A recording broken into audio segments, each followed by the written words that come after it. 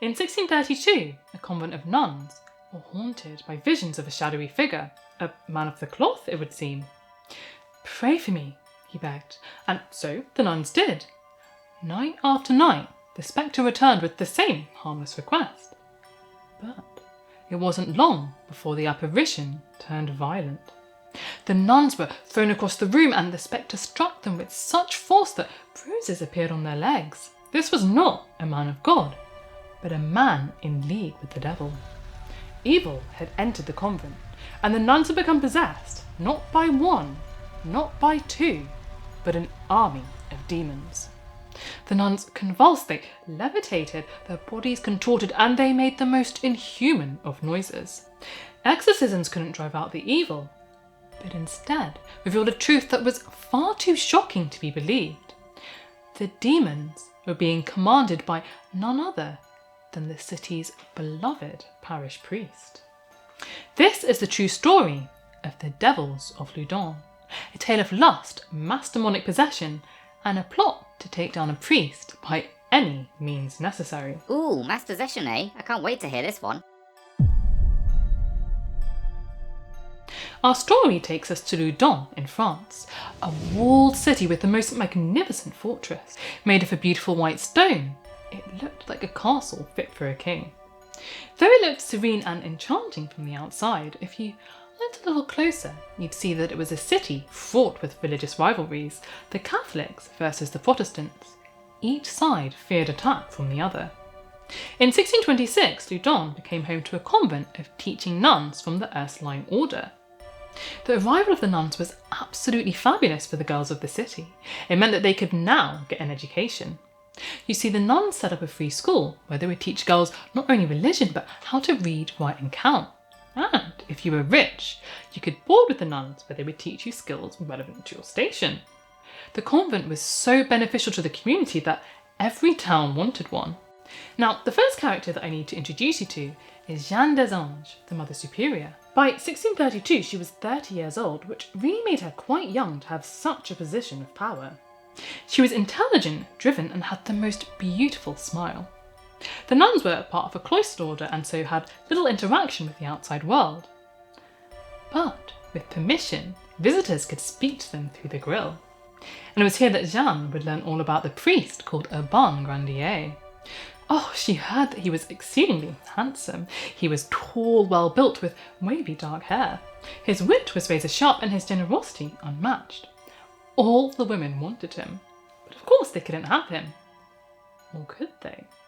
I mean, he was a priest sworn to a life of celibacy, but rumour had it that he was leading an immoral life and having scandalous relations with the women in the city. Jeanne had never met Urbain, but the stories she heard sparked her imagination and her desire. She would soon become obsessed with him. In May 1632, plague swept through Loudun, wiping out nearly 1/4 of the city, and at the time nobody knew what caused it, which made it all the more terrifying. Everyone who could fled, including the doctors, but the handsome priest Urbain stayed, taking care of the sick and the dying. The plague had a huge impact on the nuns and was likely a catalyst for the strange events that would soon unfold. You see, their school was closed down and most of their boarders returned home. They had become even more secluded from the outside world. Wait a minute, I'm having deja vu here. I know, right? Who would have thought that forced isolation would be something that we could all relate to? With the school closed, they had little to fill their days, and their minds were consumed with fear that the plague would come for them next. They heard news of students that had died, and day after day they heard the bells on the wagons that collected the dead. And soon they would suffer their own terrible tragedy. Their beloved confessor, Father Mousseau, would die. The plague finally came to an end, but the constant fear, stress and loneliness had really taken their toll on the nuns. And Jeanne's obsession with Urbain would grow even stronger. She wrote to Urbain asking if he would become their new confessor, but he politely declined. Jeanne was crushed. Then, to add insult to injury, she heard rumours that he had taken a new lover called Madeleine de Bro. and married her in a secret illegal ceremony. During the very early hours of a September morning, one of the junior nuns, Sister Marthe, was visited by a shadowy figure dressed in long flowing robes. He moved closer to the sister, and in his hand was a book. He opened it and showed her 2 pictures. "Take the book," he pleaded, but the sister refused. The figure then began to weep. "I'm in great pain and I cannot pray to God," he said. He begged her to pray to God for him. Sister Marthe tried to remain calm, but she couldn't. She was understandably terrified. She called out to a boarder lodging in her room, and the figure vanished into thin air.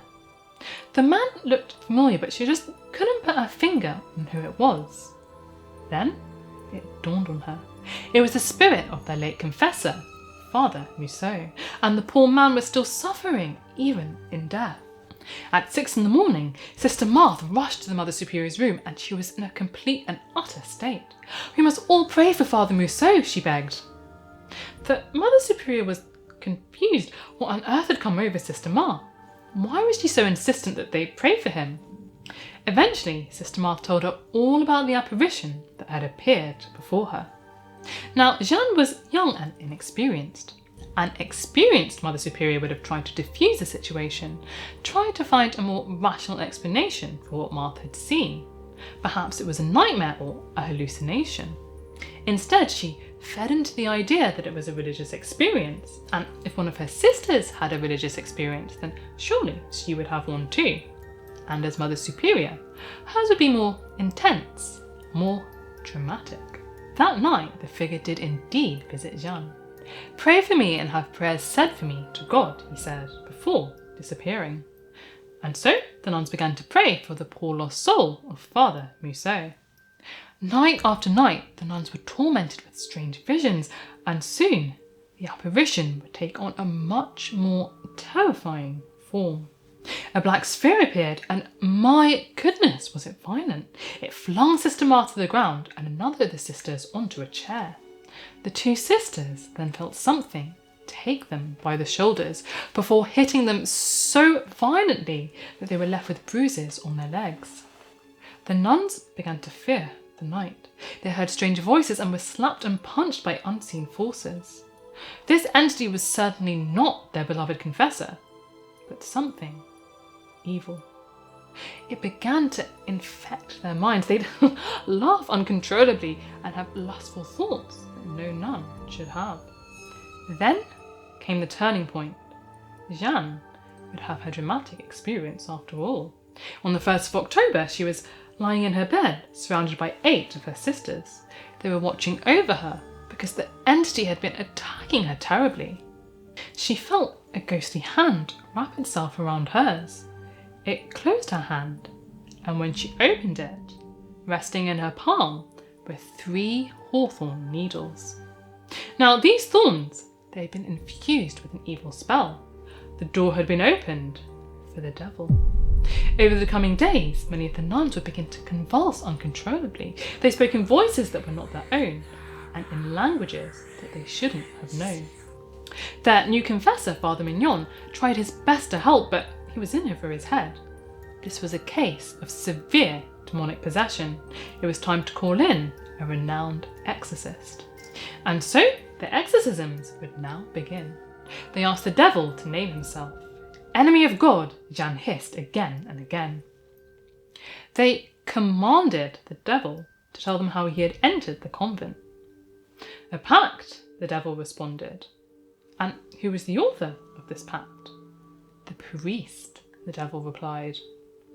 The devil continued. "Oh, the power of priesthood. It is all powerful. A priest put me there. A priest will not be able to remove me." The exorcist ordered the devil to leave Jeanne. She began to howl and scream, and she grinded her teeth so violently that 2 of them broke. These exorcisms went on day after day, and my goodness, were they a terrifying sight. The nuns struck their chests and their backs with their head as if they had had their neck broken.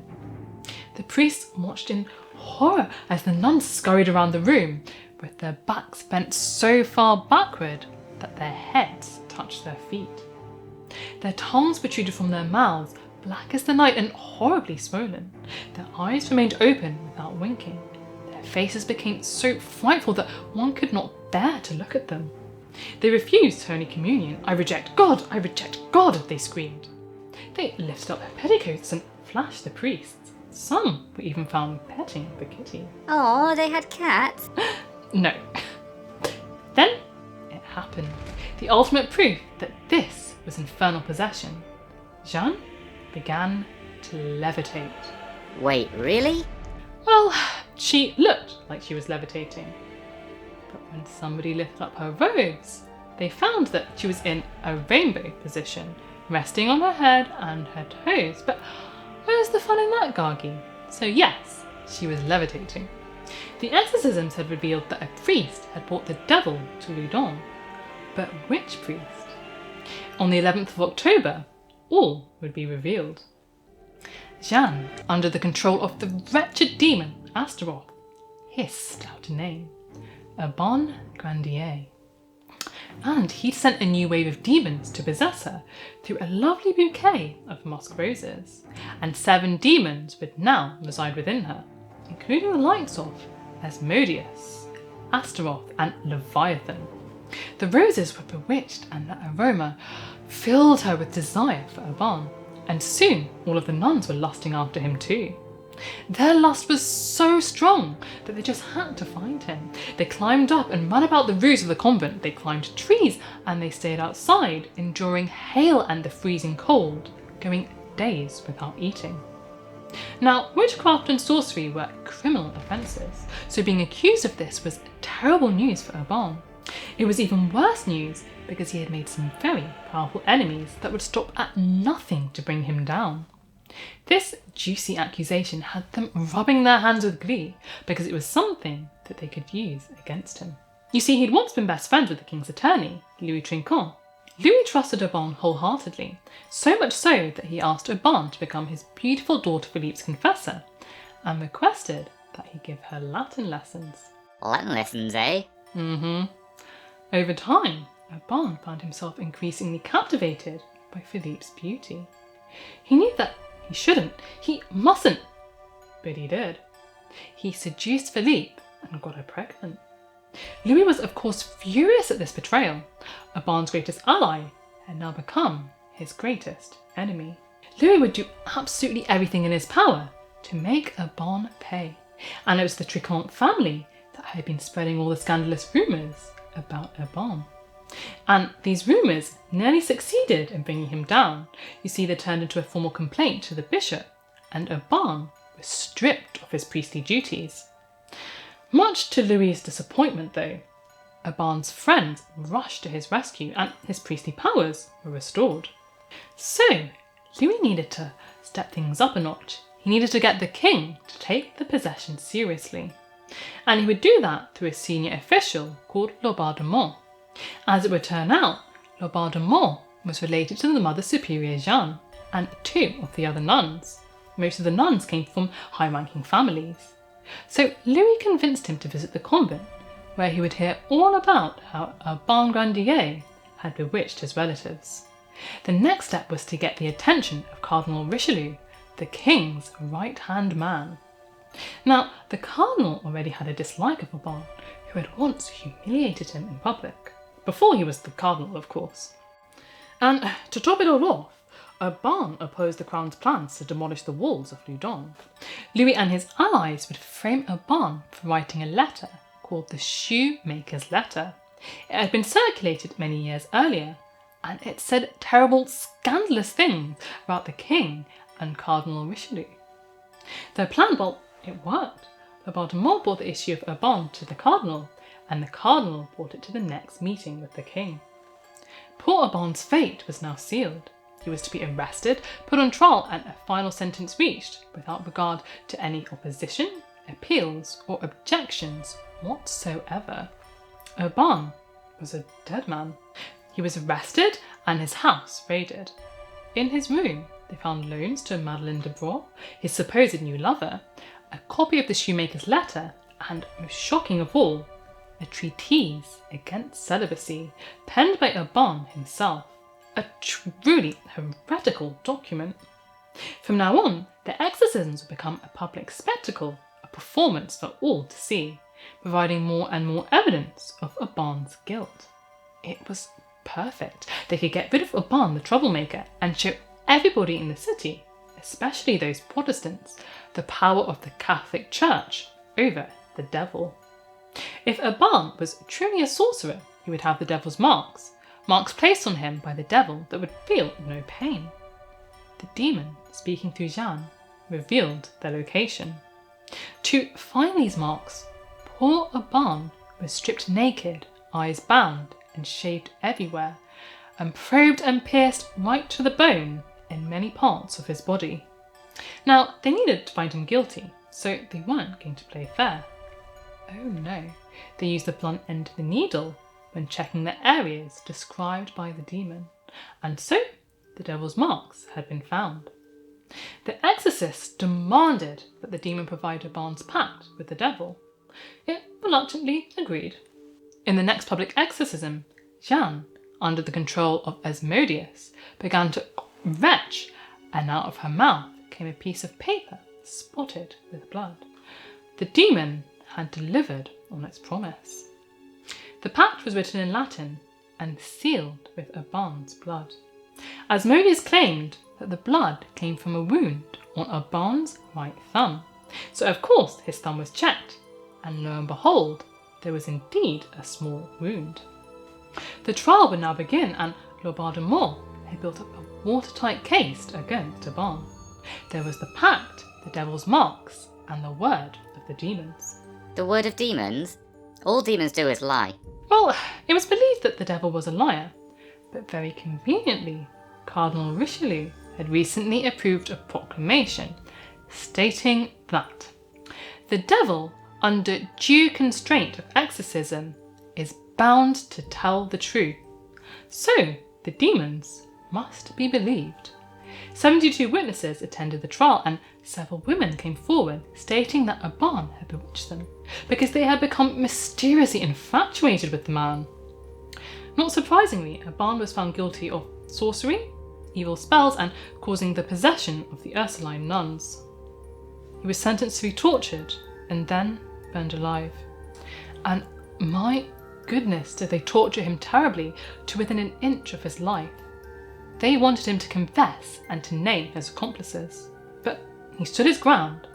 He was innocent. On the 18th of August 1634, he was placed in a cart and paraded around the city, his body broken and bruised. After a long and painful journey through the winding cobbled streets, finally he arrived at his funeral pyre, and to his horror, his enemies Louis Tricont and his daughter Philippe had the best seats in the house to watch him burn. The executioner had promised to strangle Urbain before the flames reached him, but one of the priests was so angry that Urbain wouldn't admit guilt that he started the fire without warning. "This isn't what you promised me," Urbain cried again and again. "Strangle him! Strangle him!" the crowd pleaded. But it was too late. The flames were already too hot. The flames engulfed him, and poor Urbain was burnt alive. His last words were, "Oh my God." So what really happened here? Was it really demonic possession? Well, I don't know about you, but I'm not convinced. Urbain's death, well, it didn't stop the possessions. They continued for years and years after, and the last exorcism would take place in 1638. Even Jeanne herself admitted to Loudun the sin she had committed in accusing innocent Grandier. It's possible that it was all some kind of collective delusion, or maybe a form of mass psychogenic illness caused by the stress and isolation of the plague. The nuns might have longed for human connection, and Jeanne's desire for Urbain may have resulted in feelings of guilt and shame. It had to have been the devil that was causing her infatuation with him. To admit otherwise would have been unthinkable. Demonic possession gave the nuns an escape. It was freeing and allowed them to act in ways that they normally wouldn't have been able to. they were able to explore their very human desires without shame. Also, demonic possession is a very theatrical display, and it allowed these women to be the centre of attention in a very male-dominated society. And Urbain? Well, he just happened to make all the wrong enemies. He was the perfect scapegoat. It's a tragic story, but some solace can be taken in the fact that Urbain's plight will never be forgotten. It's been immortalised in novels, plays, and even films. If you got something from this video, Guy and I would really appreciate it if you liked and subscribed. Stay safe, remember to keep your friends close, but your enemies closer. And I hope you have a magnificent day.